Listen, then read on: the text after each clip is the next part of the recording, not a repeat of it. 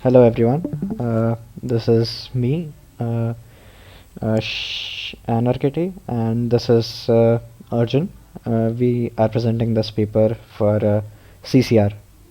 I hope everyone would like this and they would have a fruitful time with this discussion. So let's begin, I guess. Yeah. The fun. Yeah. Okay. So, good evening, everyone. As Anarchity already told you, I am Arjunveer Singh, presenting our work on cyber economical model. We are from Center for Cybernomics Research, CCR, and this is our paper. So, first of all, uh, as some of you might know, first of all, imagine a world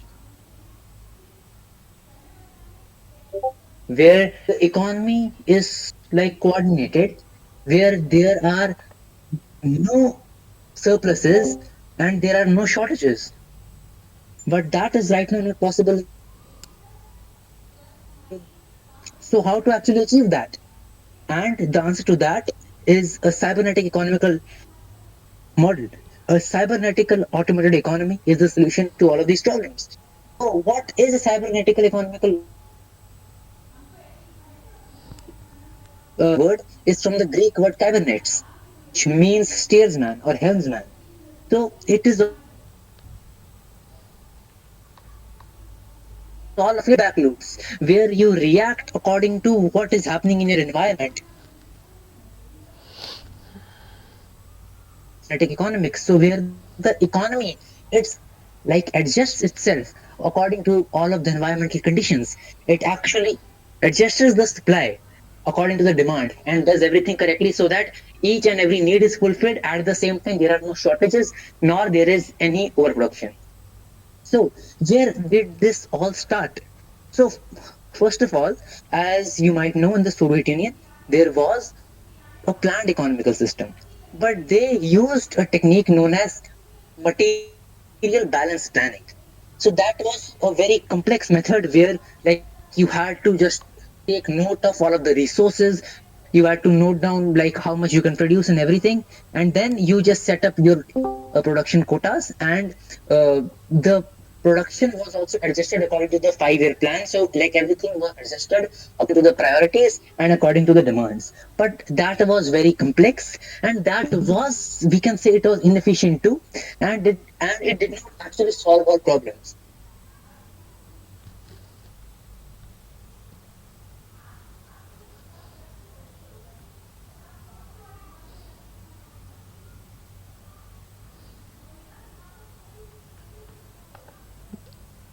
For that, in the 60s, there was a man named Victor Pole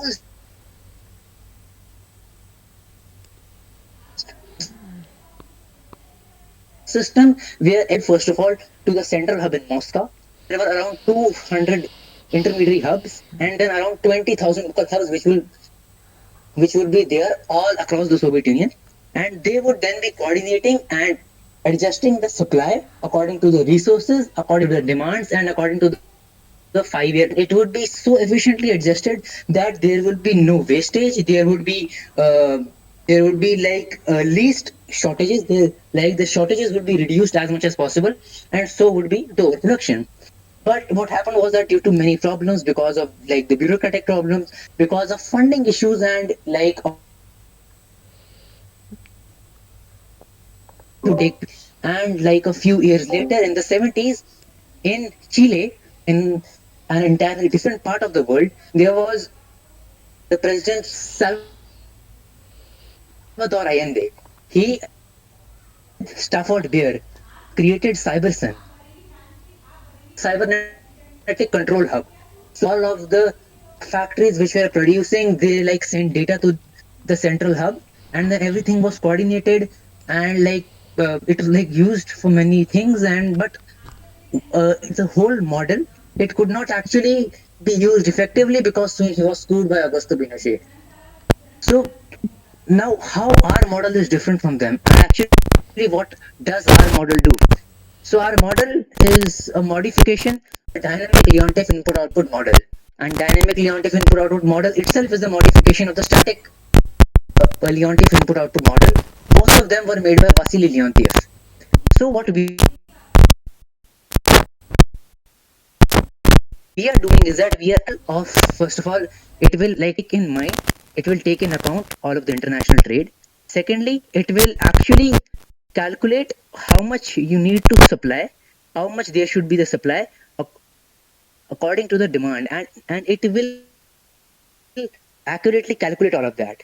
So actually it is, right now we can say, if you compare all of the models, if you compare all of the existing models, if you compare it with DVIO or even the dynamic model, and there are a few like models, and if you like compare it with this model, this is right now the best model out there. This model which is right now capable for achieving the sum of cybernetic automated economy. So Anakiti, over to you. Okay, thank you for putting the expectations so high that I think I'll struggle to meet them, but no worries, I'll try. Okay, so as Arjun has already stated, our main reason for making this model was there was no model which was taking into account how uh, investments basically affect the economy. There was the dynamic model, but there weren't any solutions to it which were specifically for planned economies, or how you could use it with given data to plan an economy.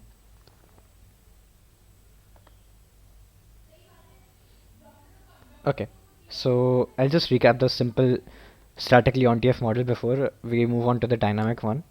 So D1 here represents the first goods demand, final demand. So maybe it's apples or maybe it's steel, for example. That's the best example I can give. Steel and coal. So first good is steel and second good is coal. Maybe steel is needed for making housing or something. And Z11 is the intermediate use of steel by a steel industry, and Z12 is the intermediate use of steel by the coal industry. This all is equal to the X1, which is the total use of steel, which is equal to the total supply of steel for equilibrium. The same equation is applied to another system. D2 is equal to Z12, Z21 sorry, and Z22. This would be the intermediate use of coal for the first industry and the intermediate use of coal for the second industry. This all would equal to the total use of coal and total demand for coal in the whole system. Now, if you divide the total amount of coal which is being used by the steel industry by the total amount of steel which is being produced, you get the coal which is needed per unit steel, the percentage of coal output which is needed per unit steel, uh, and this gives us the technical coefficient.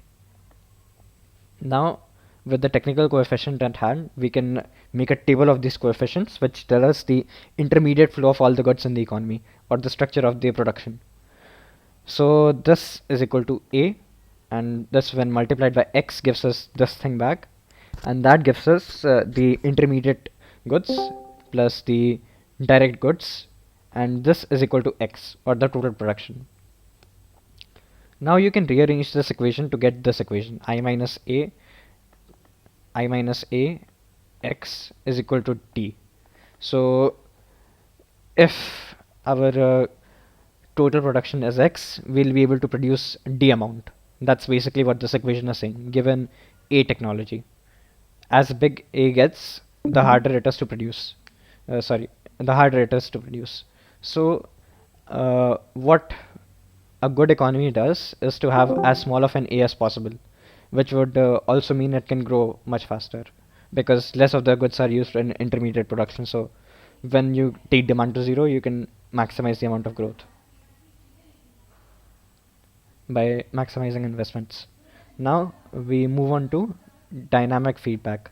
So the dynamic feedback is allowing us to transition the system from totally static to dynamic. We do this by taking the Sraffian price or the labor value price. This is the labor value. This is the indirect prices. So this gives us the total price. So the direct cost plus the indirect cost gives us the total cost. Now direct plus indirect cost plus times total whole thing can be rearranged and to get in terms of labor values, and this is how we get the direct and indirect labor contributions to the value of a good. When things so it is said that when supply and demand are in disequilibrium, the price deviates from this value. When they're in equilibrium, the price is at this value or around this value. So it acts as the center of gravity of that price. Now, if we are taking the price to different levels based on the supply and demand, we can calculate how much demand there is actually, or we can improve our estimate of demand. So this is what this formula does. The percentage change in price is equal to the percentage change in demand times elasticity.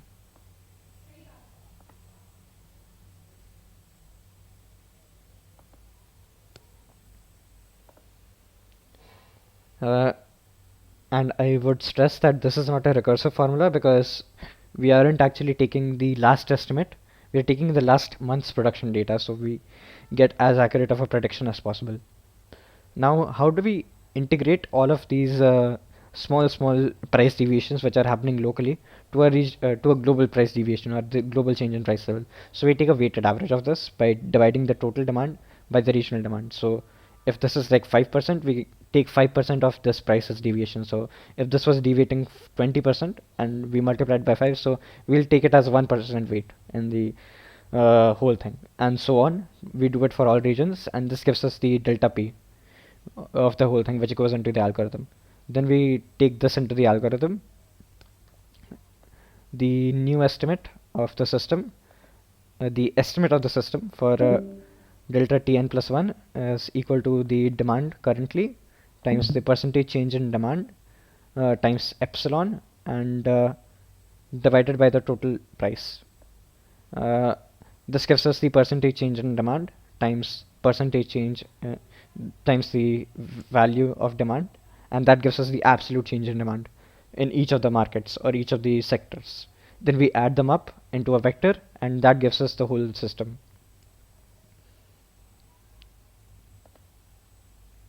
Uh, does anyone have doubts till now?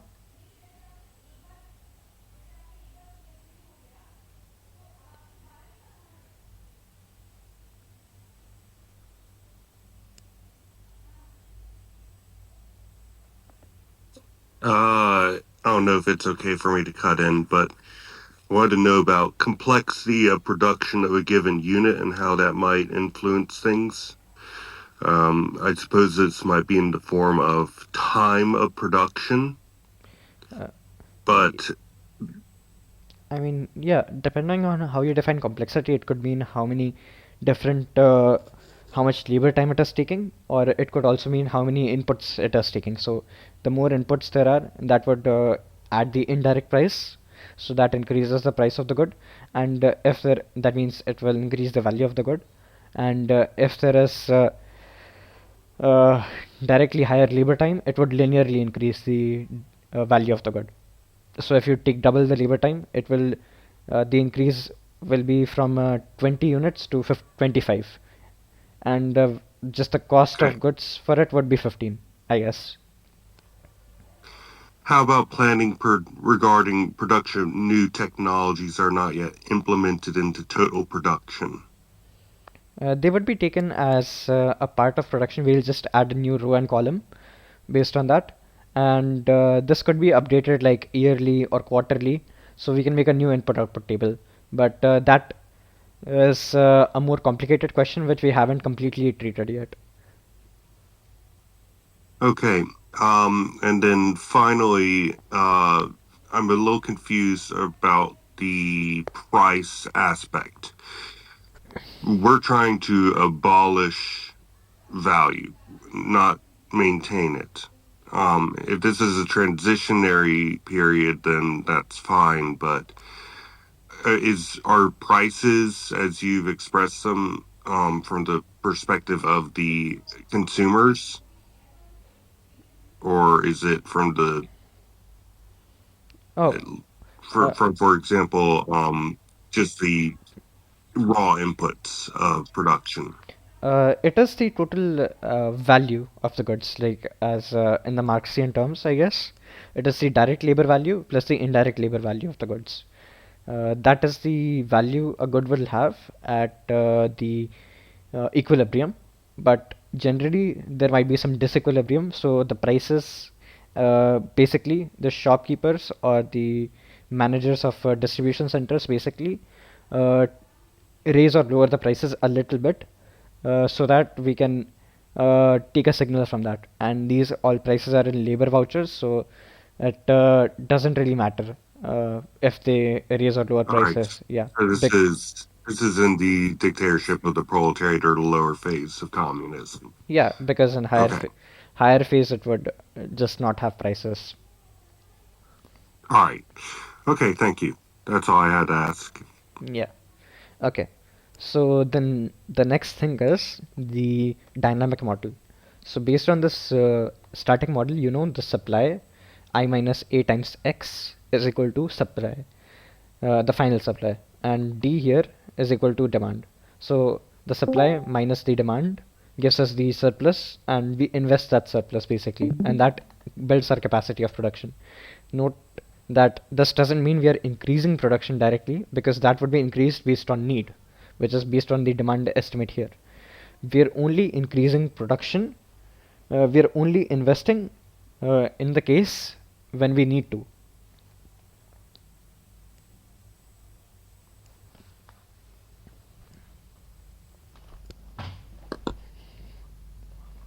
Uh, okay. So now to simplify the problem, because this has too many free variables, we take the case that x is approximately equal to capacity. So if we need to produce more, then our production capacity has to increase. So we take ITN equal to B delta X. This assumes that our unused capacity approximately stays the same, or it is approximately equal to 0. That means we either can't produce more with current capacity, or we are leaving some sort of buffer. This allows us to simplify the problem, and we can say L is equal to the change in the consumer demand, or like the demand that the people have, and the investment change. Now this is really nice because this allows us to make a what's known as a differential equation.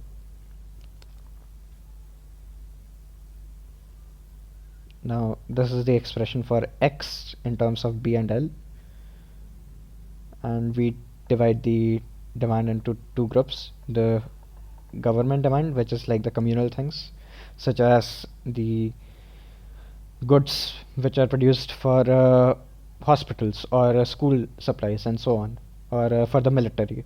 And this is for the consumers. That means the goods which are produced for the needs of the people, so such as chips or food and clothing and so on. So we take this, we multiply, we isolate B, and we multiply across the whole thing with the B. This gives us investment, which is equal to B times I minus A inverse times the change in demand times plus the change in investment. Now this is a solvable differential equation. We solve it in this form, and we get this solution. Investment is equal to M times D dot, that means the derivative of demand, the change in demand, plus the change in investment, basically. This gives us a recursive formula. And now we can exploit something which is really useful, that the growth for monthly plans will be really small. So we can take the truncation of this and just invest such that we produce for the future. This is the differential equation, differentiation that we have to do, and this gives us the final form of the equation. Now we truncate it to the first term, because for after the second term it is basically random. The accelerator of demand, that is how fast the demand itself is changing, that is essentially random, but generally it can have a tendency. So it can be a little above 0 or a little below 0 on average, but it is essentially near 0 in most cases at this small of a time scale. So we just ignore that term and any time term which is higher, because those are essentially immeasurable. So we declare this equality, this approximate equality, and then we set it equal to this, and hence we obtain the investments for the case that x is approximately equal to c. Now we also have to treat long-term investments. So if we are building a nuclear reactor, or if we are building big factories, or if we are trying to develop a space program, for example, we'll need to invest a lot of things. So that means we are increasing our capital T over time, and we can just take a derivative, or take the rate of change of capital, assuming a geometric structure, and we get this equation that growth rate, the investment is equal to the some growth rate plus capital, where the growth rate is determined by the capital which is needed in the future over the capital which is currently present, taken to the nth root, where n is the number of remaining time steps, n minus j, plus the degradation rate of capital, delta, which is the rate at which the capital itself is decreasing. So we have to replace the capital plus make enough to grow it, basically.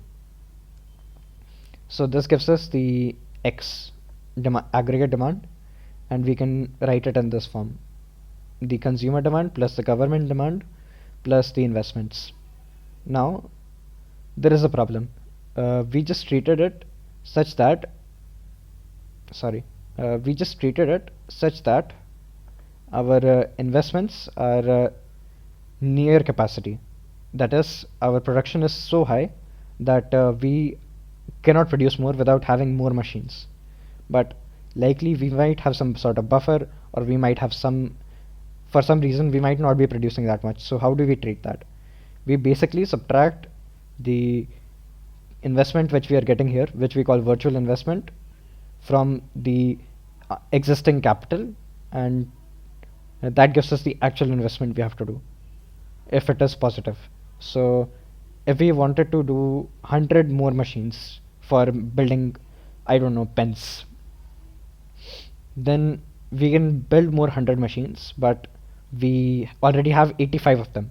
So we can subtract those two numbers, 85 minus the 100 machines that we have to build. So we have 15 more which we have to build. So that is the investment which we'll actually do.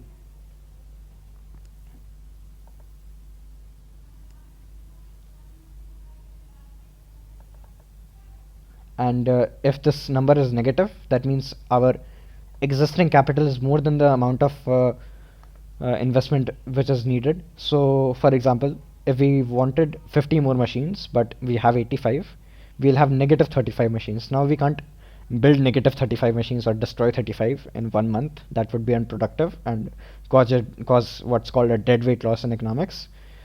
We can simply just not produce any. So we can set the investment equal to 0. So that's how investment is defined in the final system.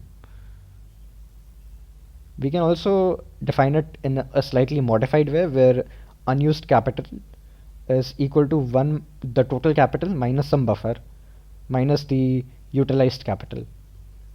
So here is the standard definition, where unused capital is equal to the total capital which is being used minus the total capital which can be used minus the capital which is being used. So if we have 100 machines and we are using 80, then our empty capital or the unused capital is 20.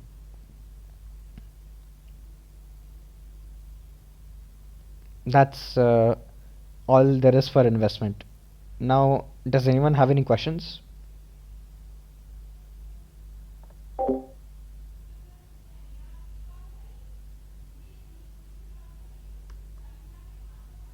Okay, seeing none. Okay, seeing none, I'll be moving on. Now let's get back to international trade. If you're not the early USSR or maybe Maoist era China or maybe the TPRK in the current days, I don't see any reason for us to not trade. We'll have to trade because people might want stuff which is from outside the country, such as French wine, champagne, for example. People might also want spices in their food, and we might need strategic goods such as uranium or oil and so on. So those are the reasons which we have to trade. Maybe we are not able to produce something, or we are not good at producing something. So we should allow other people to produce it. So our total supply will equal X plus the imports, and our total consumption will be equal to AX plus the demand plus the investments plus the exports which we are doing. I minus A times X, which is the total supply, is equal to the total demand. We said that D is equal to D plus I plus E minus M. So this term E minus M is equal to net exports.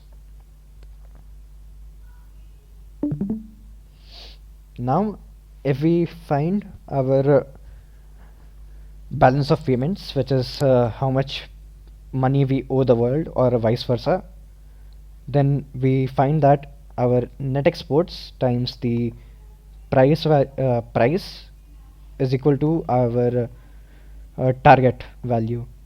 So basically the target deficit or the target surplus which the government is setting.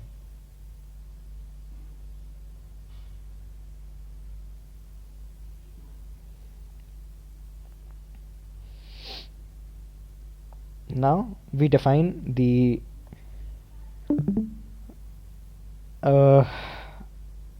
U or unused capacity as the total capacity minus the autarky production, which is the production without any exports or imports. So hypothetically, whatever we'll need,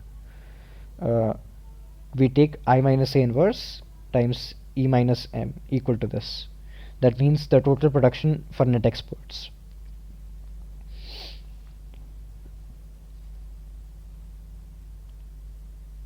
Now this so we can divide it into two parts, U plus and U minus.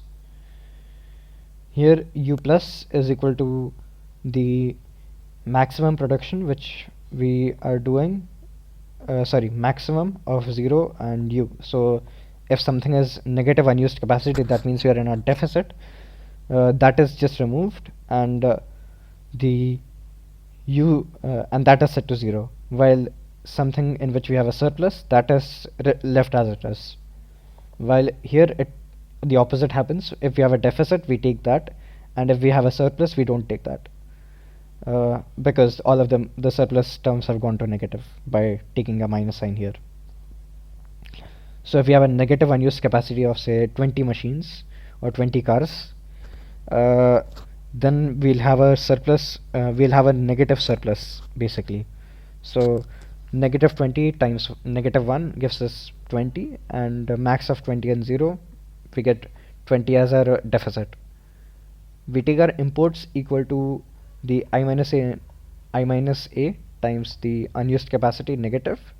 This gives us the total imports we'll have to do. So PW times I minus A gives us the cost of imports plus the V target. This gives us the total value of our imports. Now we define an exchange rate between two of the goods, two of our systems, the plant system and the world system, where a world system we'll assume is a market. So you define an exchange rate between this, so maybe to USD or to the ruble or some other currency. We'll define an exchange rate which sets our pegging in the international market. Now we can define a rate of profit essentially with this. So basically which goods are giving us the highest rate of return for each unit being produced. So we take the next value is equal to VK minus the sum of all the prices times the total capacity which we are producing. So for the first good, we produce it till capacity, and after that we check how much more we have to how much more deficit we have left. Then we produce the second good to the total capacity and check the deficit left, and we do it till we are able to reach our value, which is 0. When vk is less than 0, we stop and we set the export to vk minus 1 over the price of that good, and that defines our exports. Now that we have exports and imports, we can take the total aggregate demand to be consumer demand plus investments plus government demand plus exports minus imports. This gives us our total aggregate production within capacity. So that's about it. uh, Arjun, back to you. Thank you, Kitty, first of all, for explaining all of this model. So yeah, so after, as you have already heard what he said about all of the model, so after learning about all of this, you might be thinking how to actually implement it, how to actually put all of this model in place. So first of all, before telling that, let me tell you that in each country, the system of implementation, the whole process will be far different. So for example, like we both are from India, so the process of implementing this in India would be far different from how you implement this in Afghanistan. So let me just say it from an Indian perspective. So you might not find it, I guess you might disagree with it, but this is the most pragmatic solution right now, at least for India. In Afghanistan, for example, we might have a far more radical way of implementing this, but after our deliberations and after what we have actually seen, what we have researched, I believe there is a specific way which is the most pragmatic way for India. So first of all, the two major problems we need to tackle are overproduction and shortages. So we need to first of all clamp down on overproduction and switch that overproduction to actually compensate our shortages. So let me give you an example of, for example, so like there is a city here called Jabalpur. So for example, if like there is a factory in Jabalpur that produces 100 tractors, but the people there only need, for example, 75 tractors. So those 25 tractors there are being produced in excess. But on the other hand, people there need 125 cars, but only 100 cars are being produced. So there is a shortage of 25 cars.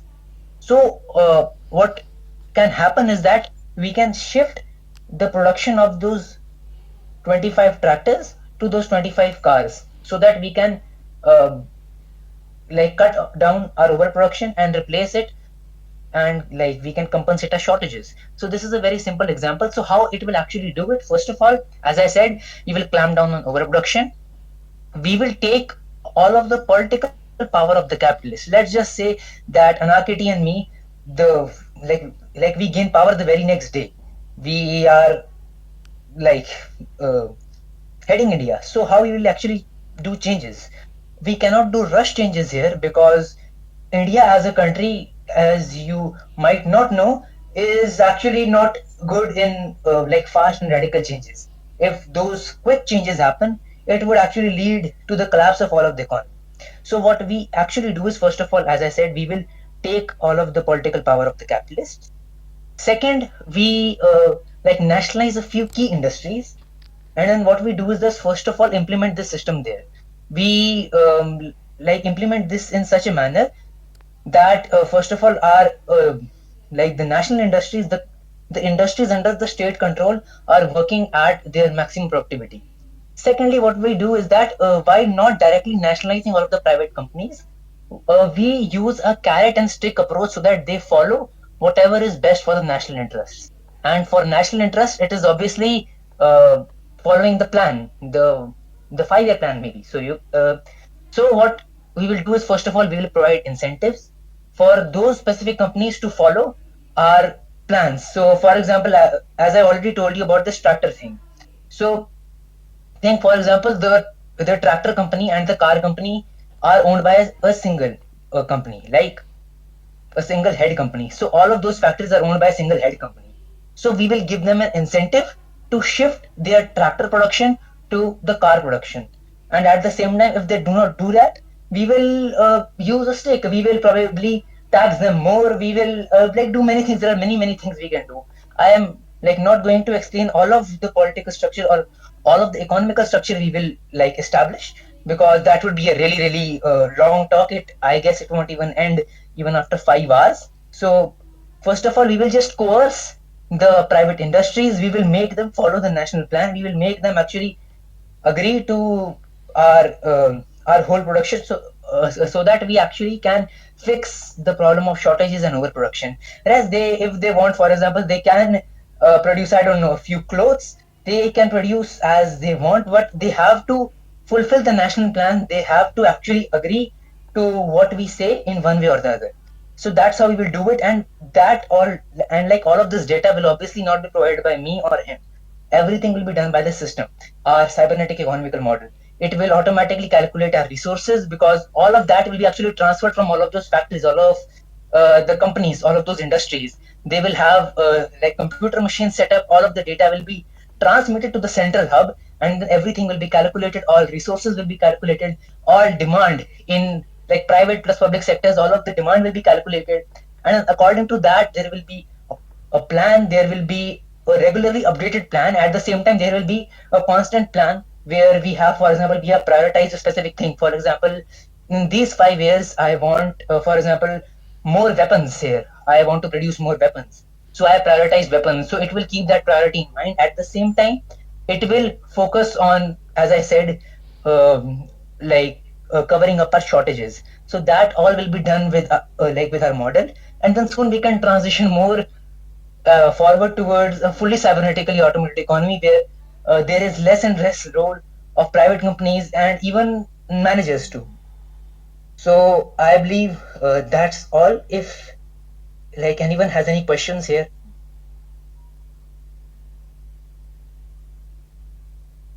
Does anyone have any questions? Yes. I had a question about, for example, goods that have a tendency to quote unquote increase in value over time. Consider antiques or art or the like. How does this model handle them, if it does at all? I don't think so. We're supposed to Yes. handle them. This is for reproducible Yeah. goods. It's for Yeah. goods such as Yes. cars, for example, or for laptops or phones, which can be mass produced. Gotcha. Yeah, like Yeah, we are not producing those antiques. We are not producing those arts. The art is being made by the artist, and the antiques are already there. So we are not actually playing any part there. Okay. The next question is about more or less the disciplining of these companies. Excuse me. So the ultimate aim of socialism is to increase the direct social power of labor over itself, removing control of external alienating forces, for example, money and the like. Does this model increase the social power of labor over itself or not? Well, in its own, this model obviously does. What I told you, as I said, what I told you was very brief of how it will be implemented, how like everything will happen. But yes, this model in itself will obviously, like, it is obvious that it is sidelining automatically the role of the private companies. So now private companies cannot be totally free in producing whatever they want. So if there is like if there is a company X, like previously it just overproduced everything as it wanted, and like at the same time, like it had many things which were underproduced. Now it won't be able to do that. So you can see its independence is already curtailed, and while at the same time, you can say the social power of the workers will be automatically increased, because now the companies, first of all, are being coerced into working for the welfare of the people. They are being coerced into working for the country, and at the same time, there will be obviously political reforms, social reforms. So yeah, it will obviously increase the social power. I personally think like after it is completely implemented, it can allow the workers to manage themselves and remove the role of capital and prices. So the main role of prices and capital in itself is to direct investments, and allow for the changes in the economy to meet demand. If we are able to meet the demand through alternative systems, which, like this model, allow, uh, those would be co- so if this model allows us to coordinate between all the production units in the society, that will allow us to remove the reason which capitalists exist, and allow the laborers to coordinate it themselves. So that in that way it can. But in my opinion, in itself, in and of itself, any model for economic planning, it can't do that. It can't uh, remove the alienation of labor from itself. It is something which is a social process, and should that can only be carried out socially.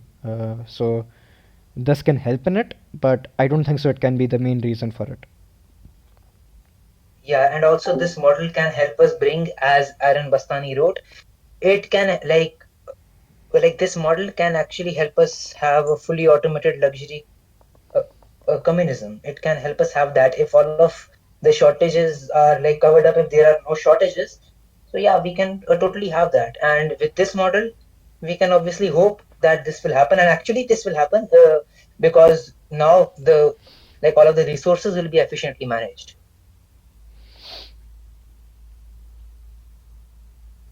Uh, Okay, thank you. yeah. A few questions in the chat.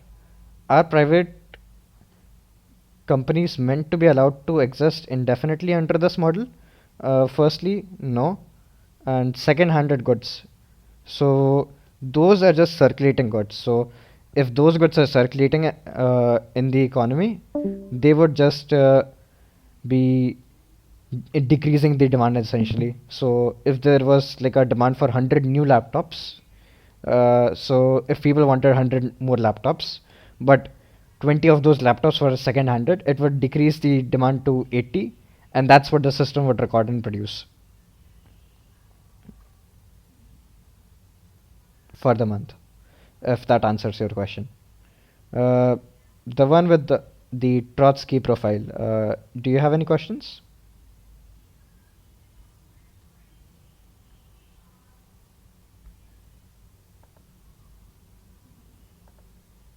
Does anyone else have any questions? Any more questions? I'm afraid I'm not good enough with math in order to do any quality questions. So I believe if no one has any questions, that's all. I believe so. First of all, like thank you for joining this presentation.